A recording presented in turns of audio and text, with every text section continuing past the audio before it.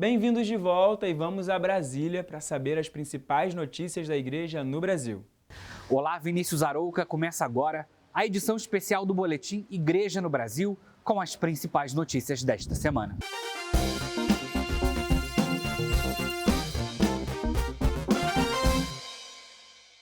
A CNBB lançou a série de vídeos Testemunhos CNBB 70 anos, dentro da programação do ano jubilar. Esta semana foi divulgado o segundo vídeo da série, que traz o depoimento do bispo de Livramento de Nossa Senhora na Bahia, Dom Armando Butiol. O bispo fala do trabalho que a CNBB vem desenvolvendo ao longo da trajetória para fortalecer a catequese no Brasil.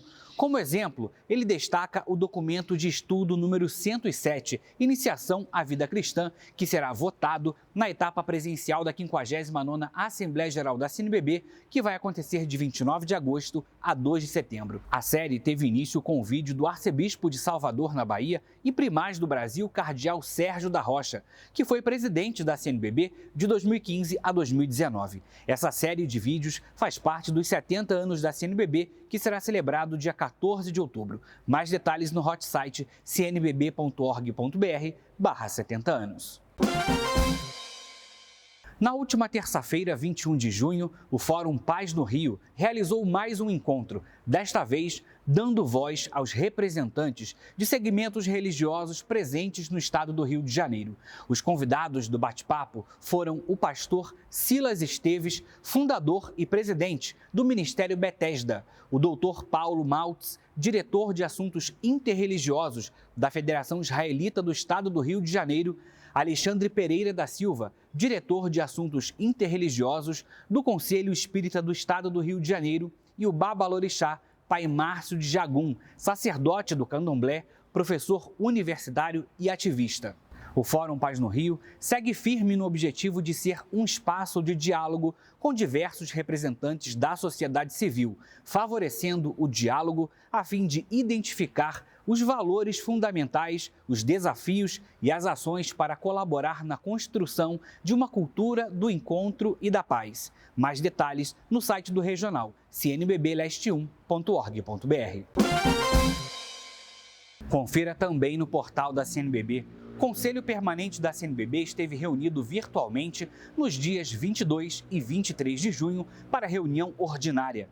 40ª Assembleia Geral Ordinária do CNLB reelegeu Sônia Gomes de Oliveira como presidente para a gestão 2022-2025. CNBB expressa em nota solidariedade às famílias de Bruno Pereira e Dom Philips e cobra esclarecimento e responsabilização sobre as mortes e o cuidado com a Amazônia. O Boletim Igreja no Brasil fica por aqui. Acompanhe as novidades da CNBB acessando o nosso portal cnbb.org.br ou pelas nossas redes sociais no @CNBB Nacional. E claro, não deixe de se inscrever em nosso canal do YouTube, ative o sininho para receber a notificação de novas publicações, além de curtir e compartilhar o conteúdo.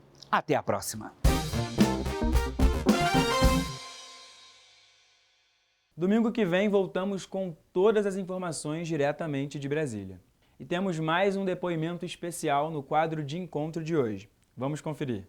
Olá, eu sou o seminarista Ítalo e vim falar para vocês um pouco do sentido cristão nas festas juninas. No mês de junho, a igreja ela celebra a festa de 3 grandes santos: Santo Antônio no dia 13, São João Batista no dia 24 e São Pedro no dia 29. Essas festividades, trazidas para o Brasil pelos colonizadores portugueses, ficaram popularmente conhecidas como festas juninas. Daí que, antes de assumir essa forma cristã, as festas juninas tiveram uma origem pagã no hemisfério norte, onde se festejava em junho o solstício de verão para comemorar o início das colheitas.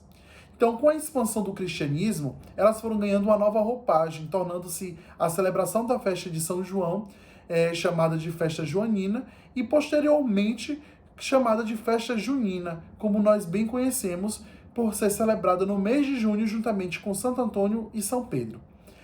O que nós devemos levar em consideração nestes festejos juninos é justamente a vida de santidade que cada um desses homens buscaram viver com muita sinceridade. Esse chamado de Deus em suas vidas e a propagação do Evangelho. Então que nós peçamos, portanto, a estes três grandes intercessores que nos conduzam pelo seu exemplo a vida de santidade reta e que nós possamos gozar das alegrias celestes por seus intermédios. Que Deus nos abençoe. E a partir de agora você acompanha o novo episódio do quadro Conhecendo a Fé Católica, apresentado pelo Padre Marcos Vinícius, uma produção da Web TV Redentor que aborda alguns temas importantes sobre a Igreja Católica.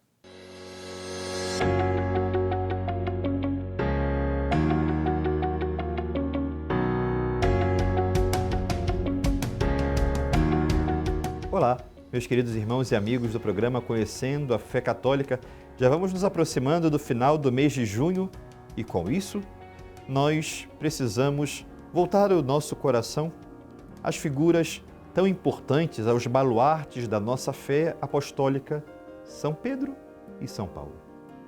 Pedro, que recebeu as chaves do céu. Tu és Pedro, e sobre esta pedra edificarei a minha igreja.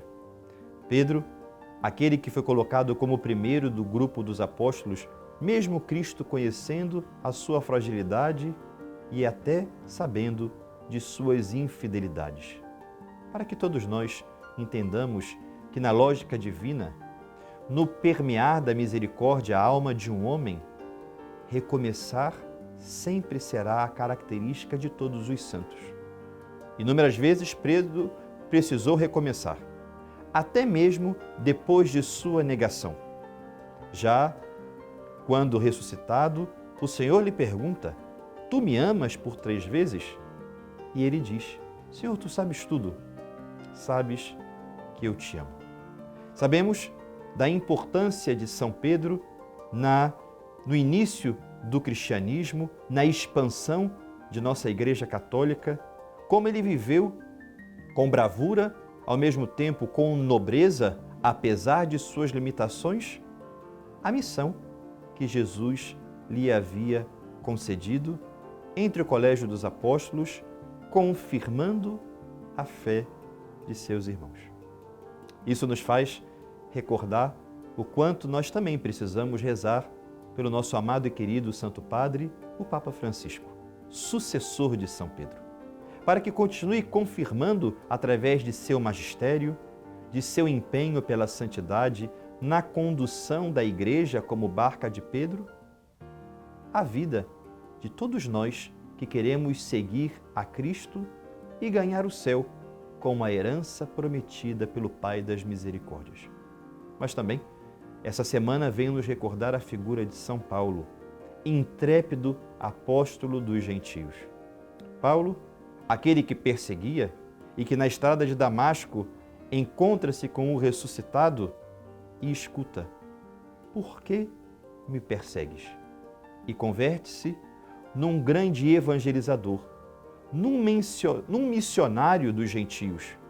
Converte-se num homem que se deixa moldar pelo Espírito Santo e, sobretudo, oportuna e inoportunamente, numa criatura que, apesar das dificuldades, não se cala para falar de Deus, para falar com Deus e levar muitos para Deus.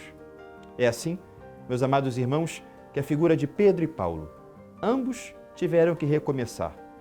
Ambos conheciam perfeitamente suas fraquezas, sabiam o quanto eram fragilizados em seus pecados, mas nem por causa disso Deus deixou de escolhê-los e capacitá-los para sustentar o peso de sua igreja em seus ombros. É assim que nós precisamos, na igreja doméstica, na igreja enquanto instituição, rezar pelo Papa, pelos bispos, sucessores dos apóstolos, rezar por todos aqueles que têm a missão de ensinar, de governar, de apacentar ovelhas, a fim de que, a exemplo de São Pedro e de São Paulo, as fraquezas não sejam maiores do que a missão e, ao mesmo tempo, que se sintam sempre confortados pela oração de todos, como Cristo rezou por Pedro e rezou por Paulo. Meus queridos irmãos e amigos no Senhor, ai de mim se não evangelizar, ai de mim se não anunciar. Escutaremos leremos numa das cartas de Paulo. A configuração da vida de um santo é um dia chegar à sua conclusão. Não sou eu mais quem vivo, mas é Cristo quem vive em mim. Quem é o santo? O santo é aquele que deixa a luz passar. O santo é aquele que vai despindo-se de si, que vai despindo-se de suas limitações e vai permitindo que as novas configurações das vestes de Cristo possam então cobrir a nossa vida e todos nós sejamos reconhecidos como cristãos, outros Cristos. Que é exemplo de São Pedro, que é exemplo de São Paulo, nós tenhamos verdadeiro orgulho da Santa Igreja. Ambos derramaram sangue pela Igreja, mártires, colunas de sustentação de nossa Igreja. Por que nós também não podemos ser esses homens e mulheres que ao anunciar a verdade com caridade, que ao pregar a doutrina, que ao evangelizar, que ao estender as mãos para os mais necessitados, que ao calarmos mediante aquilo que não entendemos e permitirmos que o Espírito Santo nos explique, que todos nós saibamos que somos necessários como templos do Senhor na Igreja. E Ele, tal como escolheu a Pedro e Paulo, também tem uma missão apostólica para cada um de nós.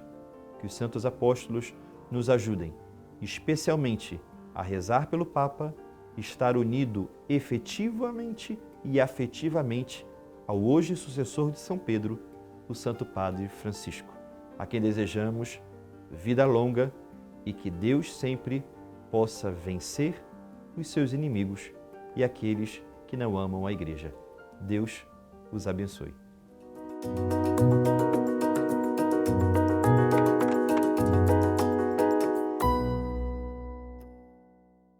E você pode sugerir também qual tema gostaria que fosse abordado no quadro. Basta acessar o Instagram da Web TV Redentor, que aparece aí no seu vídeo, e encaminhar a sua sugestão pelo direct. E chegou a hora de saber dos assuntos que circularam nas redes sociais nesta última semana. É a vez do quadro Geral na Rede.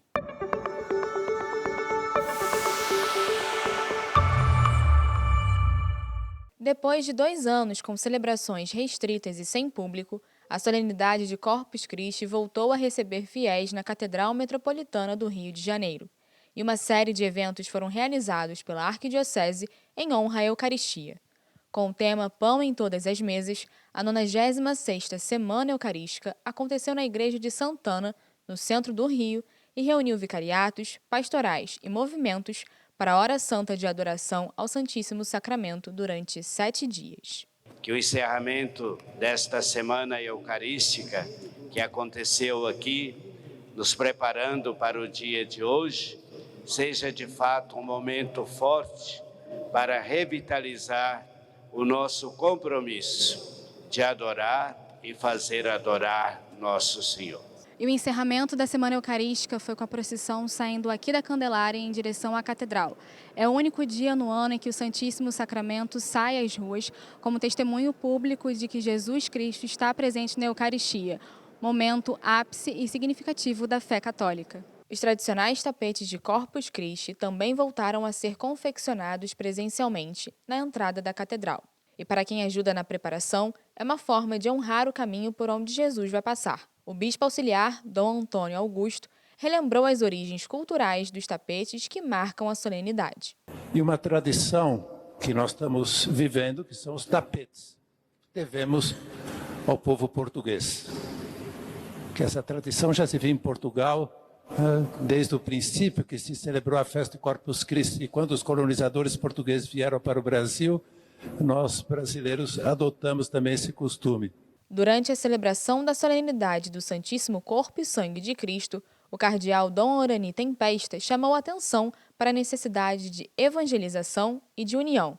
Para simbolizar essa fraternidade, Dom Orani fez referência a um dos tapetes feitos na catedral. Nós tivemos um que foi feito pelas várias religiões, vários cristãos não católicos e religiões não cristãs, quiseram fazer o tapete aqui na nossa catedral. Nós temos esse dom de poder acolher a todos e agradecemos muito a todos os irmãos, tanto da tradição judaica, muçulmana, afro, tradições orientais, que estiveram mostrando um pouco carinho para com os católicos no dia de hoje, ao fazer um tapete para justamente se apresentar junto com os demais.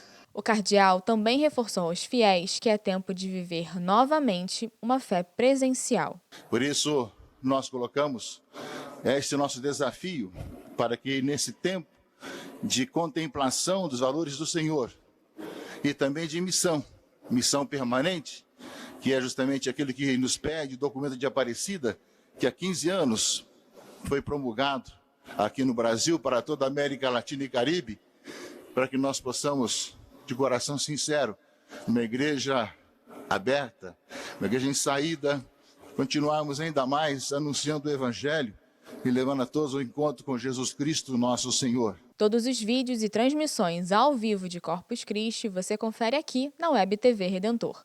Mais informações é só acessar o nosso Instagram, @WebTVRedentor.